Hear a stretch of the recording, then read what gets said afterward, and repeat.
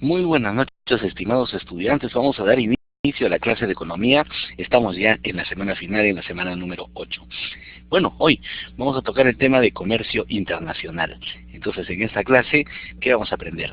Analizar el funcionamiento del comercio internacional, describir los conceptos básicos sobre comercio internacional y finanzas internacionales y explicar algunos temas recurrentes o importantes de la economía internacional. Entonces, el comercio internacional. ¿Qué implica el comercio internacional? Fíjense, cuando los países tienen este tipo de relaciones económicas, lo que hacen es mejorar la calidad de los bienes y servicios que va a consumir todo el mundo, porque se genera un nivel de intercambio y se aprovecha eficientemente la posibilidad de actuar eficientemente.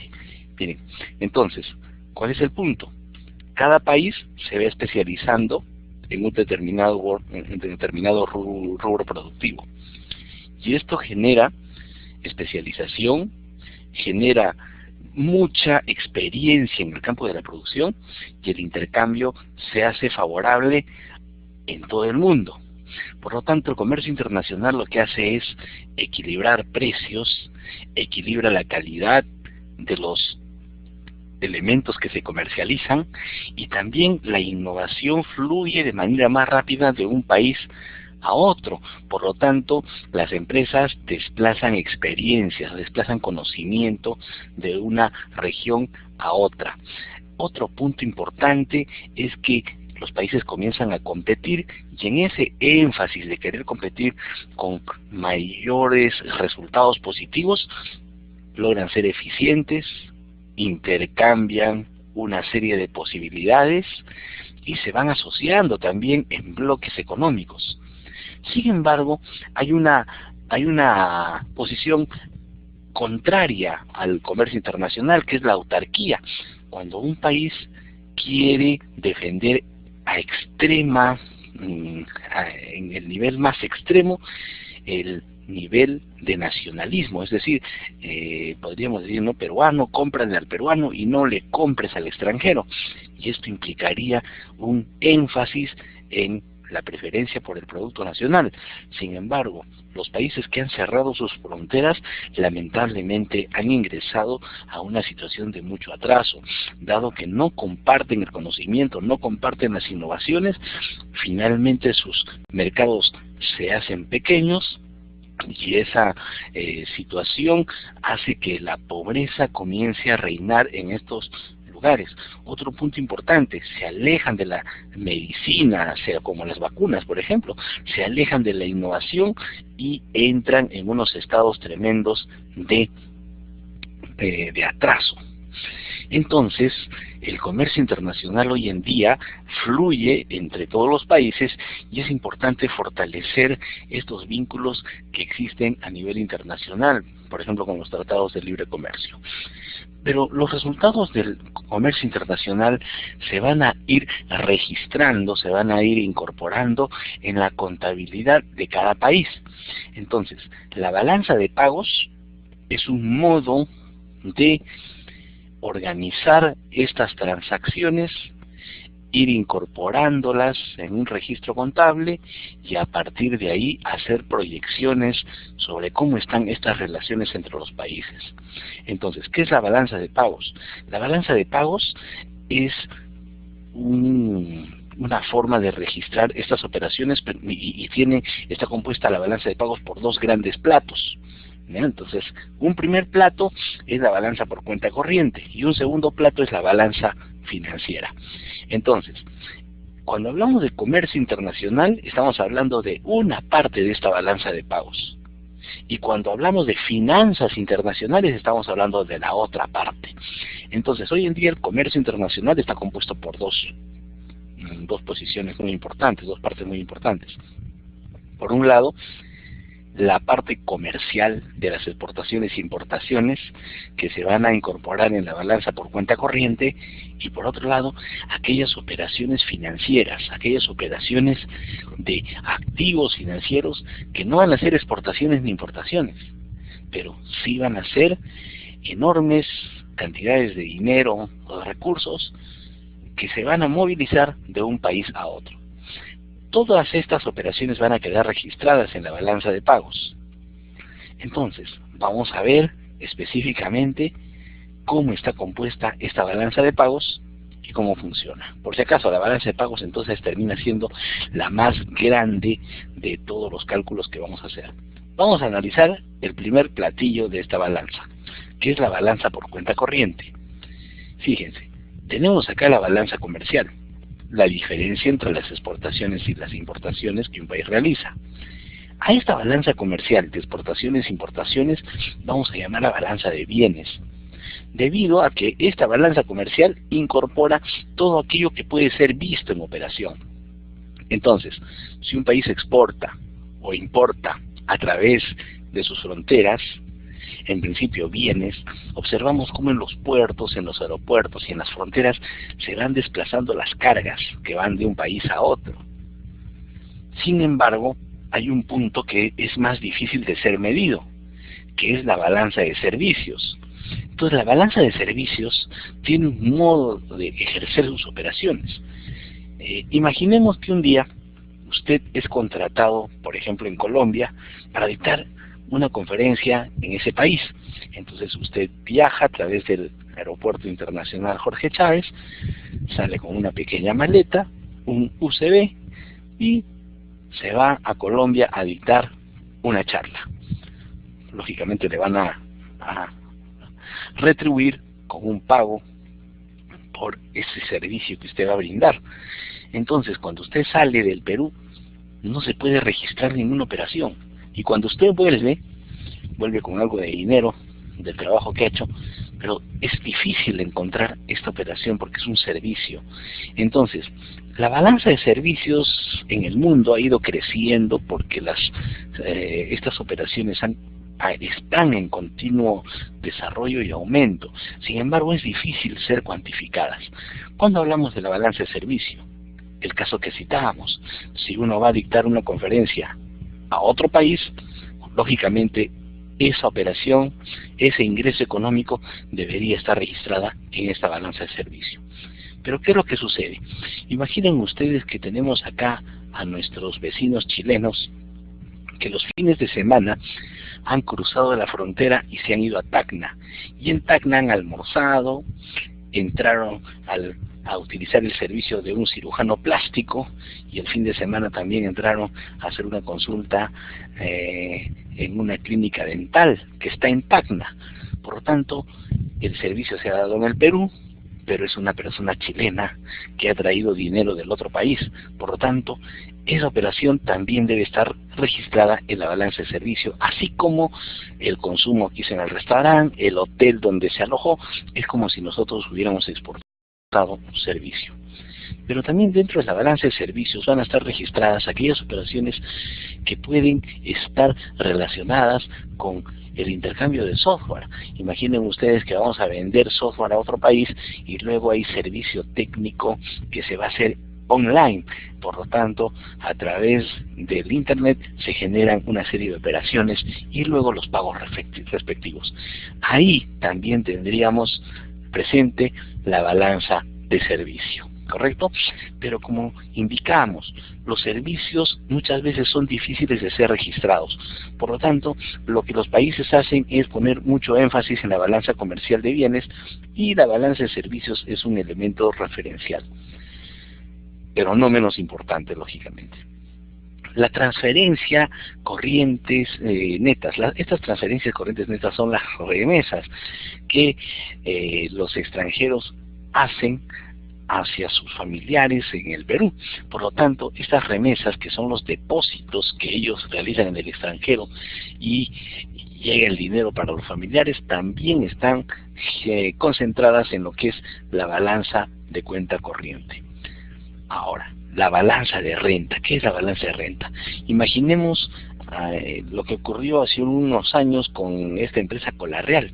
Colarreal, una empresa peruana que nació en Ayacucho, luego se mudó a Sullana y comenzó a producir en el norte del país, hasta que en un determinado momento estos señores deciden, fíjense ustedes, deciden abrir una sucursal en Ecuador. Entonces en Ecuador alquilan un determinado terreno y ponen ahí una planta de producción. Esa planta de producción comienza a generar ingresos económicos y el dinero obtenido en Ecuador vuelve al Perú. Entonces, ¿qué es lo que sucede? Ahí se modifica la balanza de rentas, porque ahí en esta balanza se van a registrar estas operaciones. Entonces, esa sería la composición de la balanza de cuenta corriente. Vamos a explicar lo que es la balanza financiera.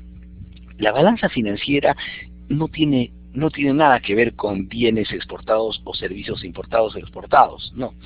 Esta balanza concentra dos grandes tipos de operaciones. Las operaciones estatales, que podrían ser operaciones que el Estado hace a nivel internacional con organismos internacionales para endeudarse, para comprar bonos, vender bonos, se venden y compran aquí títulos valores, es decir, documentos, ¿no?, que van a fluir entre un país y otro. Pero también están operaciones privadas. Estas operaciones privadas las hacen las compañías de seguro, los bancos, las compañías internacionales que desplazan mucho dinero de un país a otro. Imaginemos que ahí llega a Lima un banco de Hong Kong o un banco chino, se instala en Lima.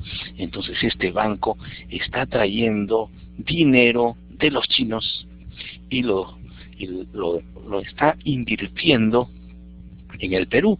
Entonces ese conjunto de operaciones que desplazan cantidades grandes de dinero de un país a otro, a nivel bancario, a nivel de compañías de seguro, están dentro de las operaciones privadas, conocidas también como compra y venta de acciones, bonos. Tenemos también títulos valor de diferente tipo y servicios financieros diversos. Entonces, la balanza financiera también representa un componente importante de esta balanza de pagos. Pero esta balanza, como todas las balanzas, tienen que estar equilibradas. Por lo tanto, ¿qué es lo que sucede? Ambos platillos de la balanza se van equilibrando gracias a lo que es el tipo de cambio, ¿correcto?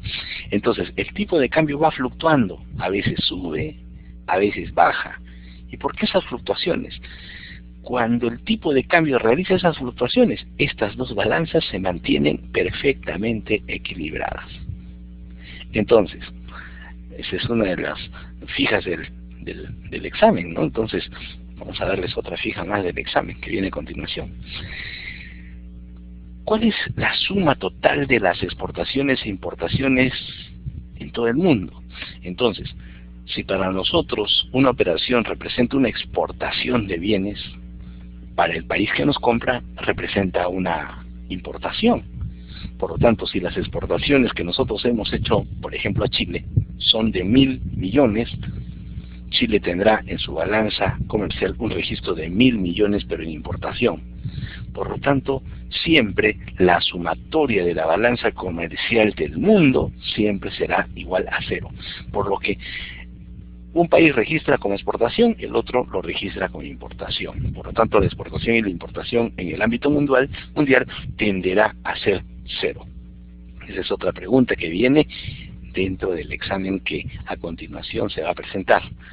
Entonces, repasando, la balanza de pagos registra todas las actividades existentes entre los países que entran al ámbito del comercio internacional.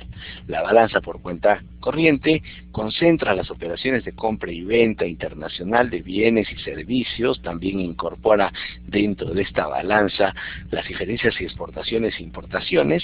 El saldo de la balanza comercial, entonces, adicionalmente incorpora la balanza por cuenta corriente, que tiene que ver con el balance de rentas y también las remesas que se envían de un país a otro.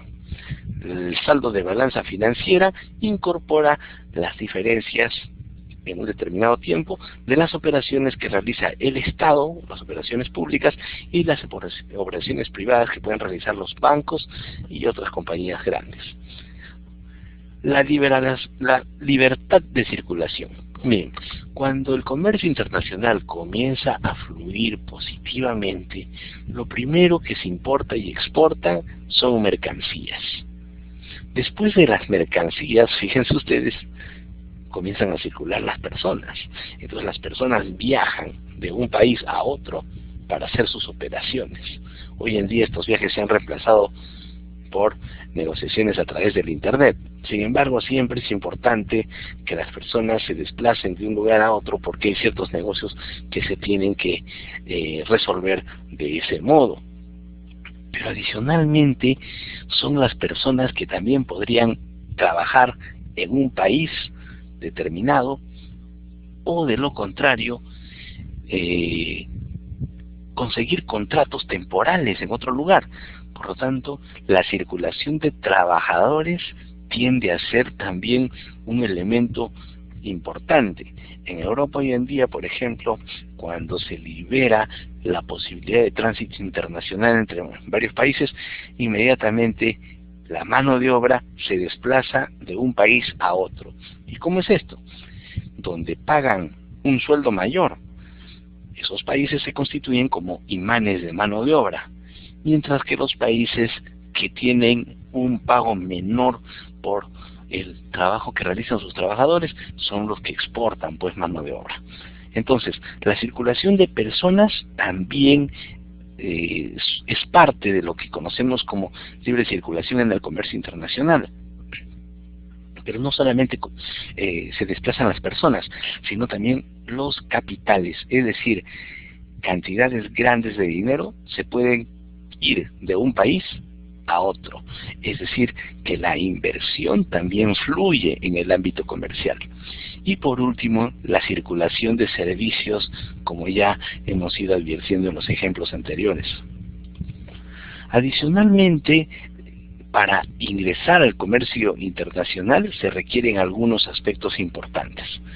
Un punto de partida es lograr competitividad. Lógicamente, si es que vamos a competir afuera con otros países, es importante ir a ganar.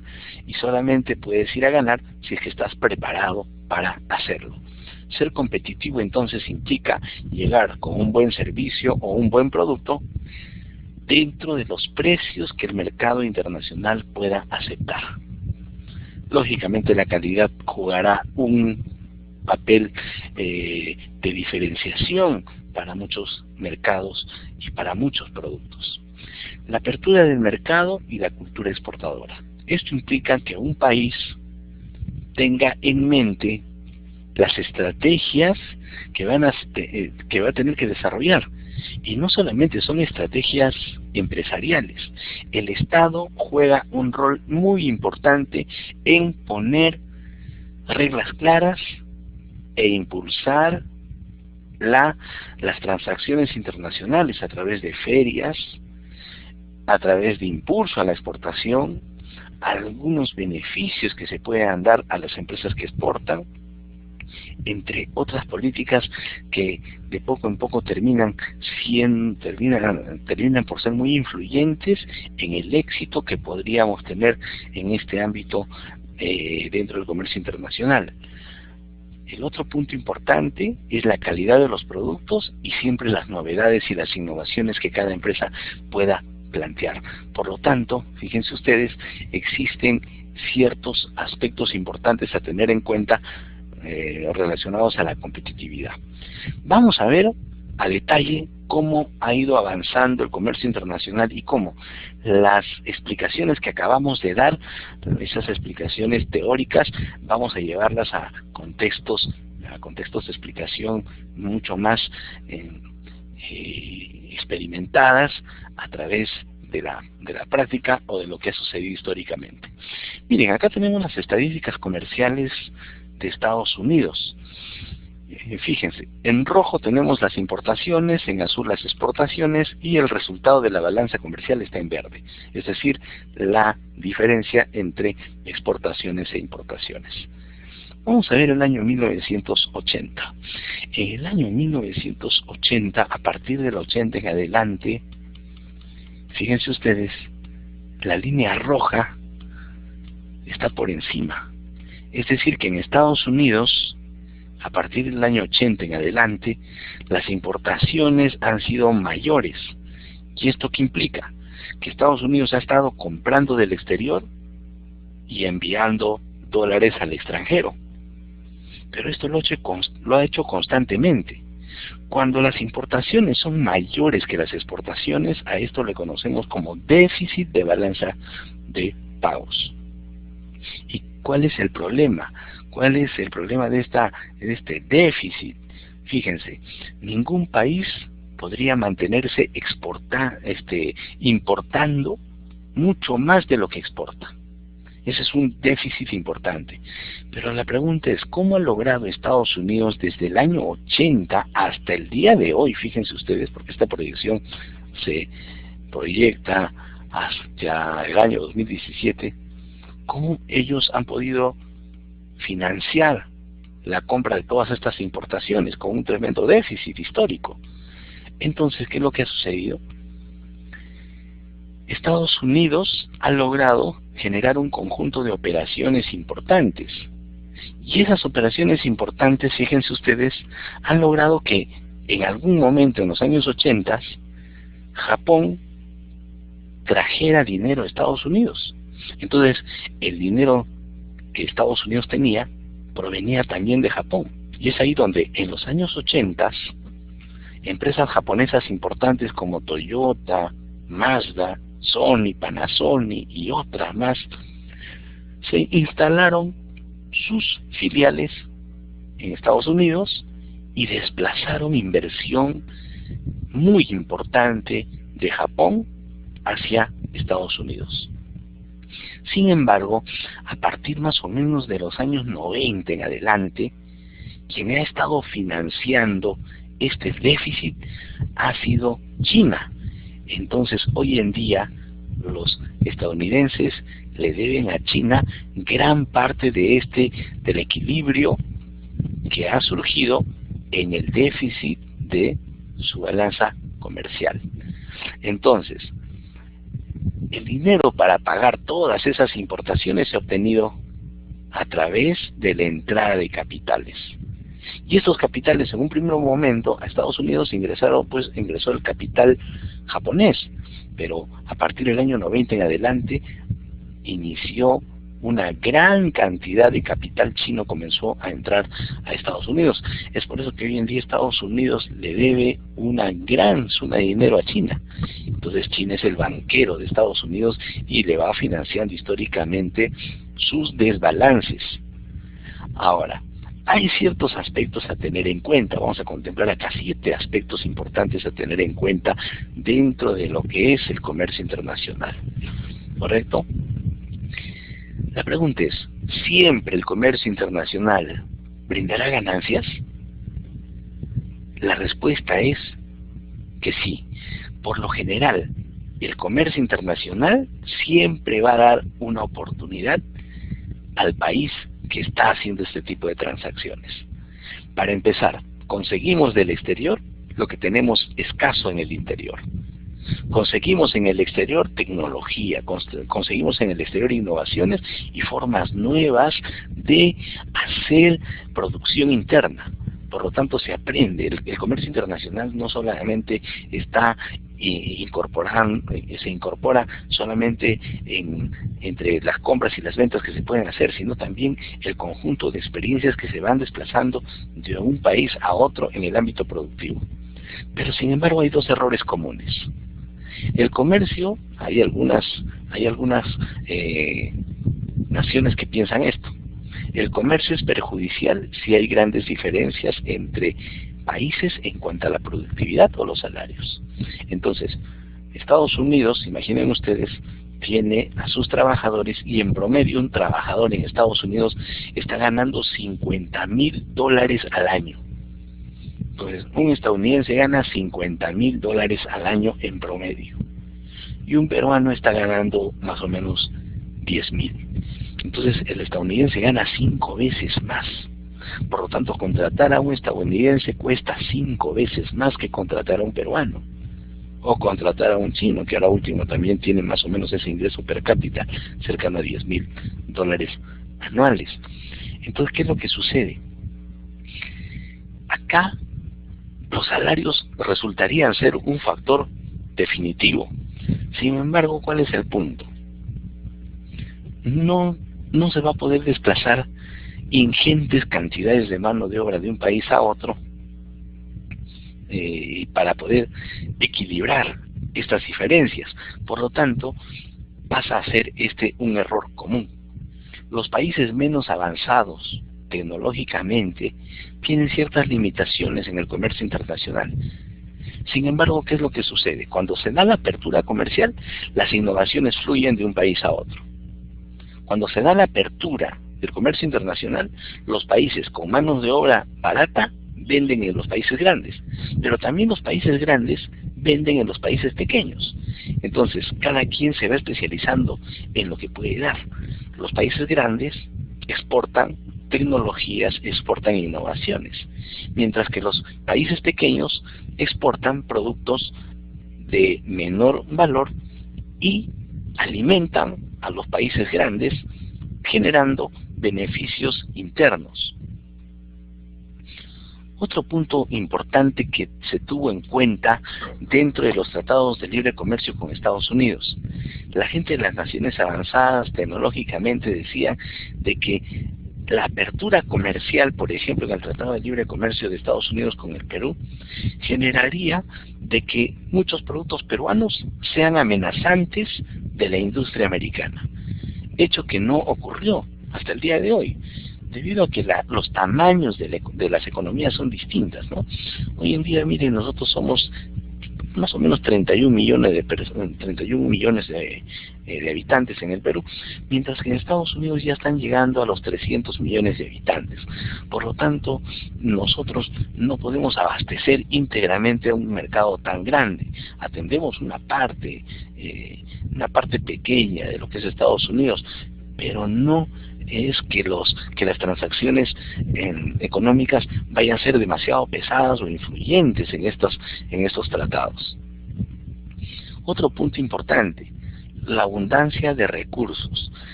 Ahí siempre existirá una intensidad en el uso de recursos más abundantes de ciertos países. Ejemplo, la India es uno de los países que más inversión ha traído por la mano de obra barata que tiene.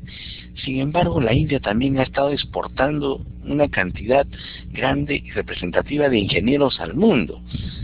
¿Cuál es el punto importante? Que el talento va fluyendo de un lugar a otro y la abundancia de estos recursos de poco en poco se va equilibrando, de tal manera que se logran beneficios comunes entre los países.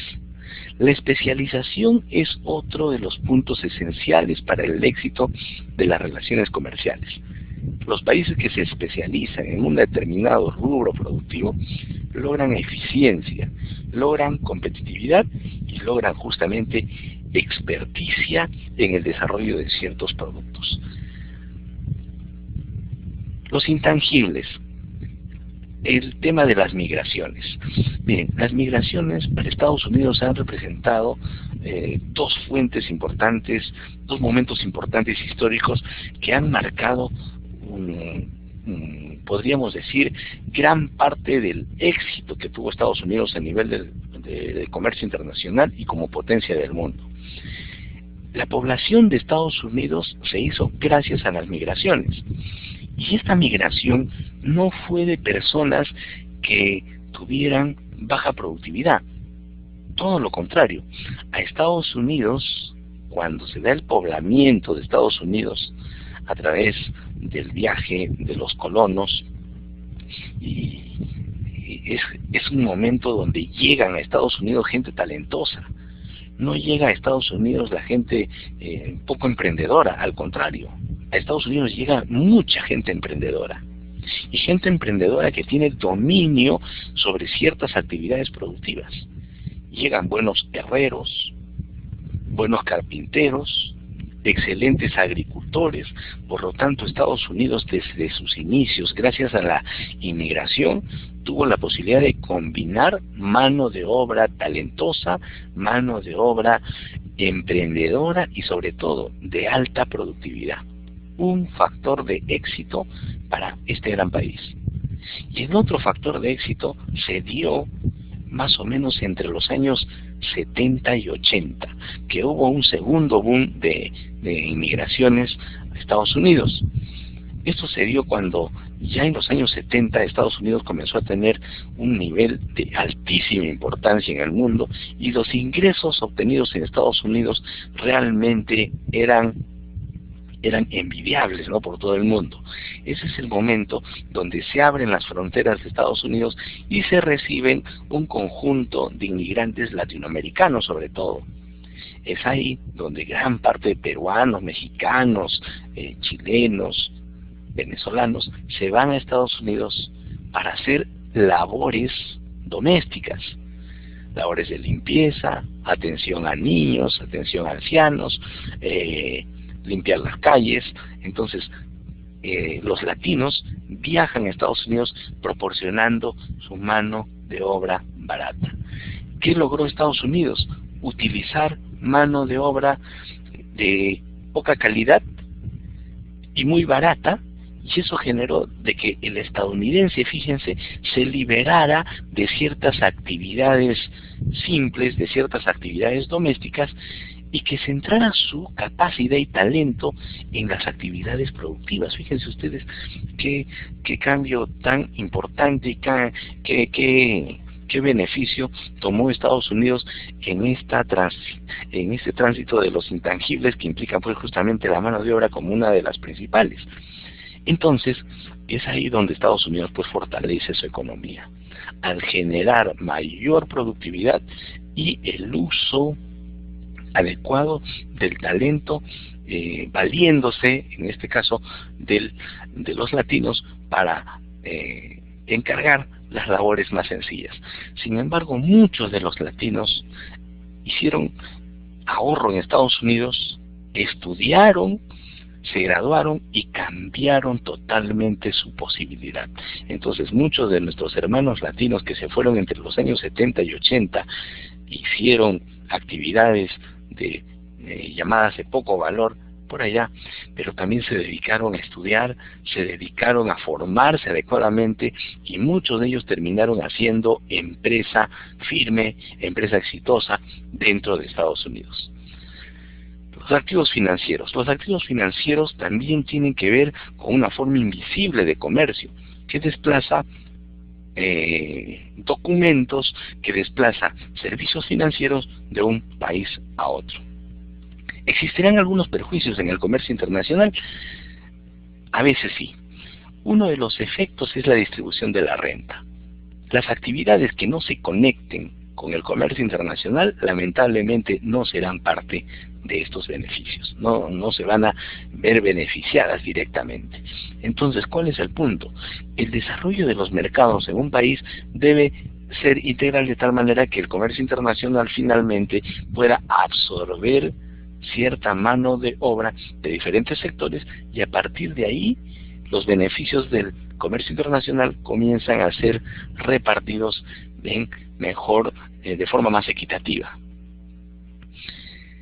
Hay algunos patrones del comercio a tener en cuenta. El clima y los recursos son uno de ellos. Hay países que se han especializado, por ejemplo, en la exportación de minerales, tal es el caso del Perú. Sin embargo, hay otros países que se han especializado en la venta de hidrocarburos y otros países se han especializado en la venta de tecnología. Por lo tanto, el clima, los recursos, la preparación de las personas son factores que sí van a ser influyentes sobre el comercio internacional. El proteccionismo es una actividad que finalmente quita oportunidades al comercio. ¿Y por qué? Reduce el avance de la competitividad interna. Entonces, cuando una industria es protegida por el Estado a través de aranceles, es protegida por el Estado del comercio internacional, no madura, no se hace eficiente, no aprende a competir. Por lo tanto, el proteccionismo, a la larga, termina siendo perjudicial. Los países que más importancia y más ventajas han obtenido del comercio internacional han eliminado ciertas barreras proteccionistas. El proteccionismo sirve para, de manera temporal, no es bueno utilizar el proteccionismo por mucho tiempo prolongado. Entonces, de manera temporal, importante, mientras cierto rubro o cierta industria se fortalezca, y a partir de ahí quitar esta protección artificial y hacer que las empresas aprendan a competir. Después de la Segunda Guerra Mundial, el año 1944, es cuando el Fondo Monetario Internacional recomienda a los países eliminar las barreras proteccionistas. Lógicamente, el Fondo Monetario Internacional nace junto con el Banco Mundial, para reconstruir una Europa que había quedado destruida por la guerra. Sin embargo, hay un punto esencial. Estados Unidos en el año 1944, entre el 44 y el 45, en una reunión del Bretton Woods, fíjense ustedes, donde se da justamente el nacimiento del Banco Mundial y el nacimiento del Fondo Monetario Internacional, Estados Unidos se da cuenta de una cosa, de que necesitará materia prima, necesitará insumos provenientes de otros países. Por lo tanto, ¿cuál es el plan? El plan es, dado que la mayoría de los países ya se independizaron y tienen economías propias, lo importante será hacer relaciones comerciales de compra y venta, es decir, exportación e importación, que Estados Unidos quería promover en el mundo. Entonces, es fácil entrar a los negocios de exportación e importación. Será sencillo si las monedas de los países son estables. Si las monedas de los países no son estables, lamentablemente el comercio internacional no va a progresar. Entonces, uno de los intereses fundamentales del Fondo Monetario Internacional ha sido históricamente no solamente dar préstamos, sino buscar que los países tengan, fíjense ustedes, tengan y mantengan en el tiempo estabilidad monetaria. ¿Qué quiere decir esto? Evitar que los países ingresen a problemas inflacionarios. ¿Y por qué? Cuando un país, por ejemplo el Perú, si el Perú actualmente ingresaría a una crisis inflacionaria, a Estados Unidos no le convendría. ¿Y por qué? En el Perú los precios tenderían a subir por esta crisis inflacionaria supuesta. Y Estados Unidos necesita mineral del Perú. Por lo tanto, las transacciones que haga con el Perú, y al momento de cambiar soles por dólares, y al no estar estable la moneda, la transacción tendría un riesgo monetario grande. Por lo tanto, las operaciones de comercio internacional entre Estados Unidos y el Perú no serían tan beneficiosas. Por lo tanto, el Fondo Monetario lo que hace es promover que todas las economías del mundo mantengan un equilibrio monetario, de tal modo que el comercio internacional fluya con mayor facilidad. Acuérdense ustedes que Estados Unidos desde el año 80 depende de las importaciones que haga en el mundo, y depende también de los inversionistas que le van poniendo dinero de poco en poco. Por lo tanto, fíjense ustedes, esa es una pregunta que viene en el examen, la del Fondo Monetario Internacional. Entonces, ¿qué hace el Fondo Monetario Internacional? Cuando el Fondo Monetario Internacional interviene en un país en crisis, lo primero que hace es envía un conjunto de técnicos y los instalan en ese país. Este conjunto de técnicos, lo primero que hace, la primera medida, es bajar la fiebre. ¿Qué significa eso en términos económicos? Busca que la economía evite la inflación. ¿Y cómo hacen para evitar la inflación? Ponen los precios a medida internacional, pese a que la población en algún momento pueda pasar un momento muy difícil de la pobreza, pero equilibran los precios a modo internacional. Y a partir de ahí controlan las emisiones orgánicas de este país y determinan una asistencia técnica. Y la asistencia técnica le dice al país en qué tiene que invertir y en qué no debe invertir. Y quien le da plata para la inversión, quien le da dinero para la inversión a estos países, es el Fondo Monetario Internacional. Entonces el Fondo Monetario Internacional, cuando vino al Perú, cuando estábamos en crisis, enviaron, pues, me acuerdo, a la misión con el señor Michel de Candesu, Y ese señor en el Perú ingresó y dijo, ya primero acá un paquetazo, que los precios suban al ámbito internacional, al equilibrio internacional, y a partir de ahí se reducen las emisiones, no hay aumento de sueldos para nadie, y la gente en un alto nivel de pobreza comenzó a vivir en un momento de mucha austeridad, hasta que se equilibra el ámbito monetario. A partir de ahí, Estados Unidos, a través del Fondo Internacional, dice, pues no, bueno, ya me has hecho caso, ahora yo te voy a dar dinero, pero yo te voy a decir en qué vas a invertir. Entonces, ahí está la colaboración técnica y financiera por parte de estos organismos. Y una vez que el país ya esté estable, claro, dejan al país ya estable, con posibilidades de crecer, pero con todos los aspectos esenciales para que el comercio internacional fluya. Entonces, fíjense ustedes, ese es uno de los puntos esenciales. No le quita a ello el gran mérito y la gran fuente de oportunidades que tiene el comercio internacional. ¿Correcto? Entonces, cuando hay comercio internacional entre los países, por lo general se comparte la tecnología, se comparte el crecimiento económico y también se siembra la paz mundial. Otro punto importante es las reacciones que pueden haber en la balanza de pagos.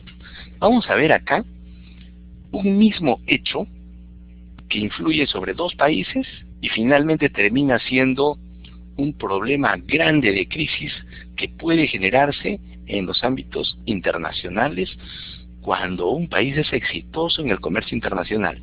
Vamos a poner, como les decía, dos ejemplos. El primer ejemplo va a ser el de Corea del Sur y el otro va a ser el de China.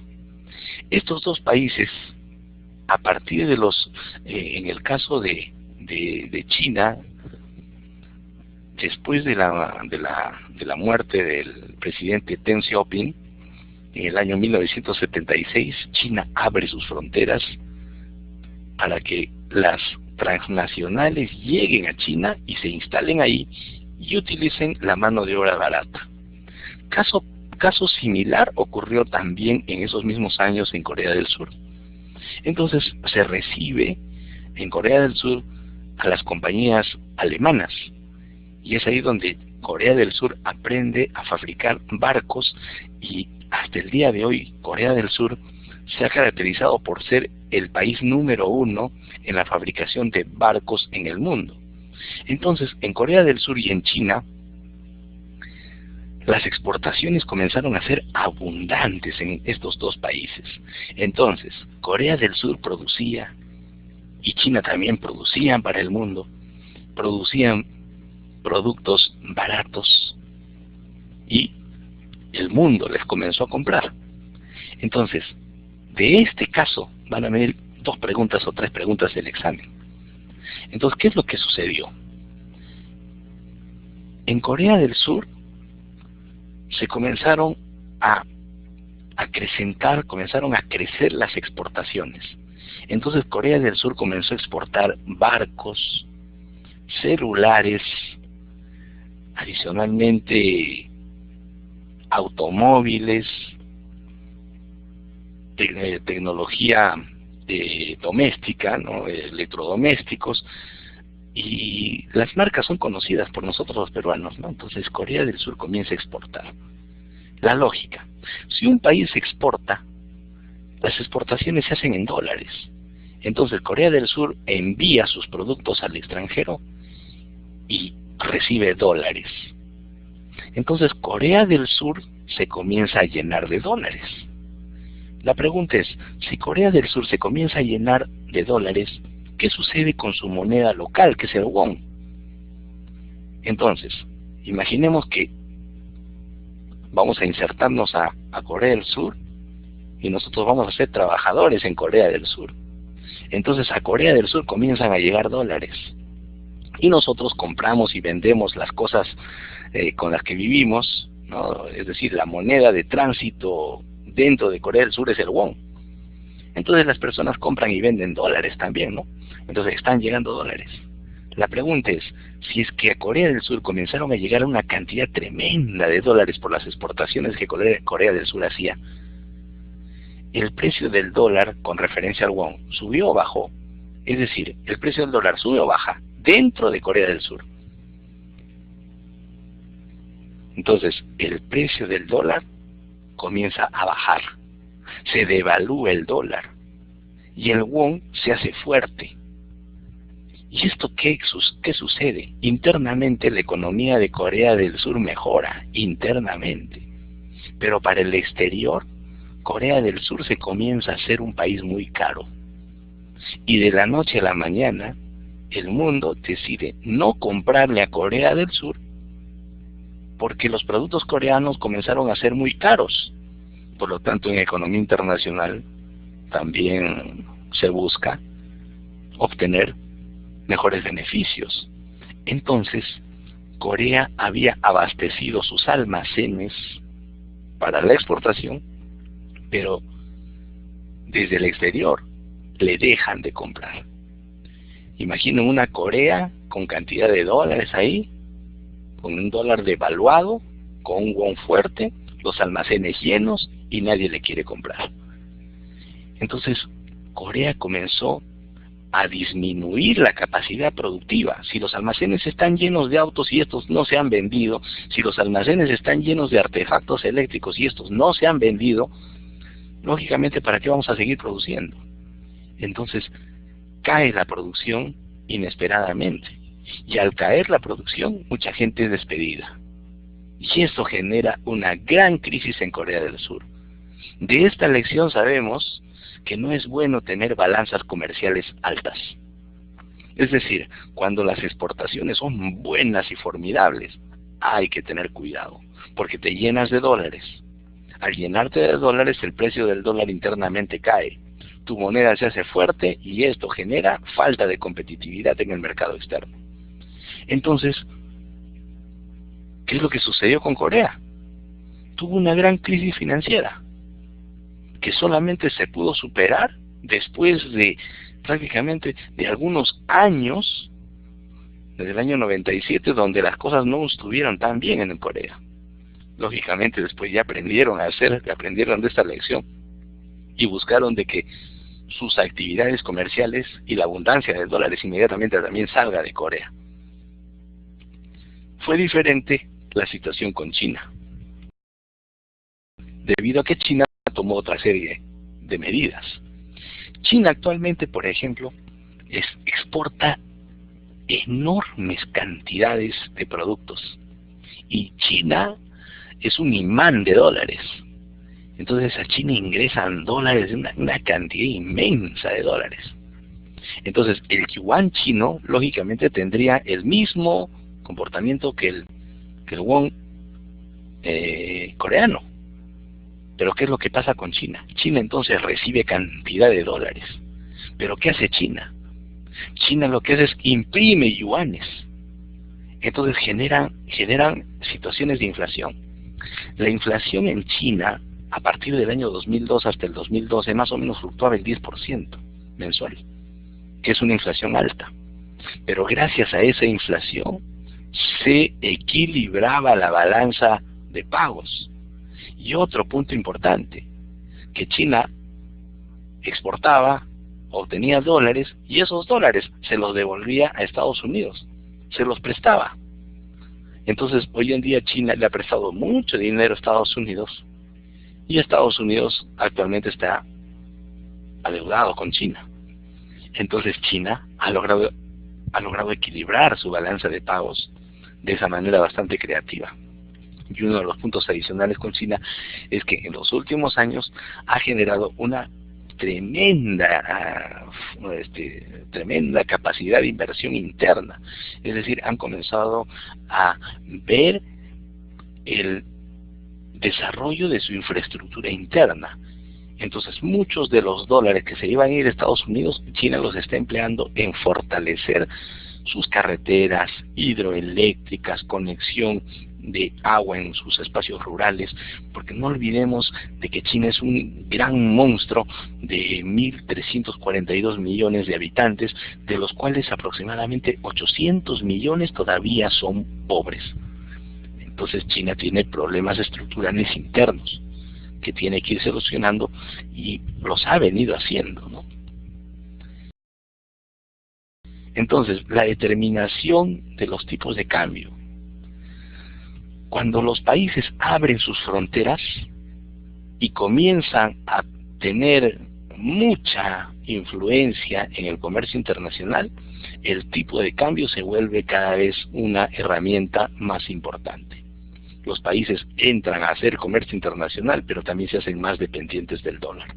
Por lo tanto, las fluctuaciones que puedan haber con la moneda extranjera serán influyentes en la economía internacional. ¿Qué es lo que ocurrió en Europa? Una vez que se instala el euro como moneda común de muchos de esos países, la prosperidad va muy bien, mientras que todos cumplan las reglas.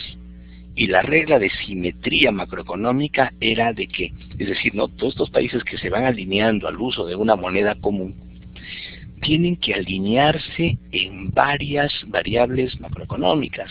Una de ellas es, si entras a la zona del euro, tu inflación no puede superar el 2%, para empezar. Segunda medida, no puedes gastar más de lo que tienes por ingreso, por lo tanto, a eso le denominamos equilibrio fiscal.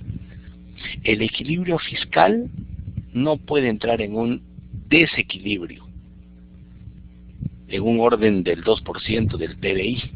Por lo tanto, un país que entra a una comunidad monetaria como es la Unión Europea no puede tener déficit mayor al 2% de su PBI.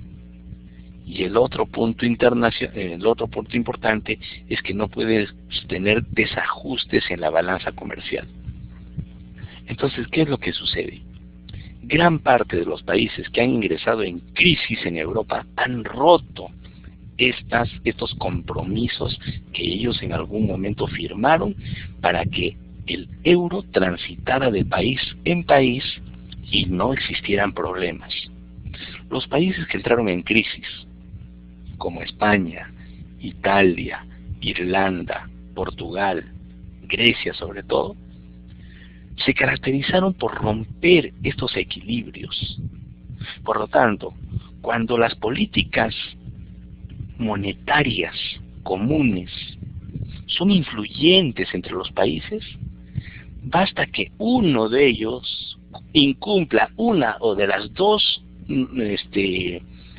o de los dos compromisos económicos para que rápidamente se ingrese en un nivel de alta crisis económica.